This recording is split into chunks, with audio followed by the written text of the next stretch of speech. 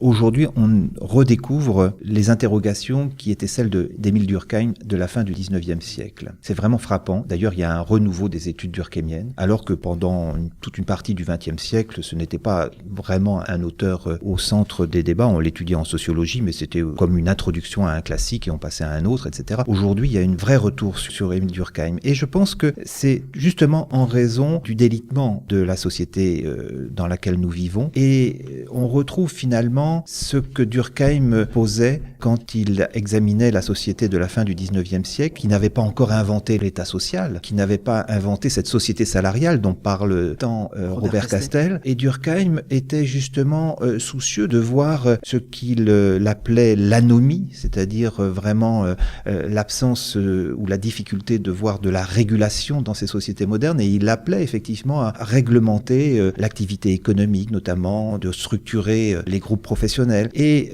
autant finalement de préoccupations qui ont conduit peu à peu à ce que, au cours du XXe siècle, on mette en place des institutions de protection, des institutions permettant une meilleure intégration du plus grand nombre. Quand vous me posez cette question, je dirais effectivement, en comparant par exemple la situation des ouvriers dans les années 60, je dirais que en reprenant les différents types de liens qui rattachent les individus à des groupes et à la société, je dirais que les conditions étaient davantage réunies dans cette période pour permettre une réelle intégration. Ça ne veut absolument pas dire qu'il n'y avait pas de conflits. Au contraire, il y avait peut-être même plus de conflits sociaux et de grèves pendant cette période qu'actuellement. Ça ne voulait pas dire que tout le monde était heureux et qu'il n'y avait pas de personnes en marge du système social, bien entendu, mais il y avait une meilleure garantie pour tous d'intégration. En réalité, l'ouvrier de cette époque avait un emploi à l'usine, certes pour certains, qui n'était pas très gratifiant, mais il avait une certaine protection de son emploi. Il avait même souvent,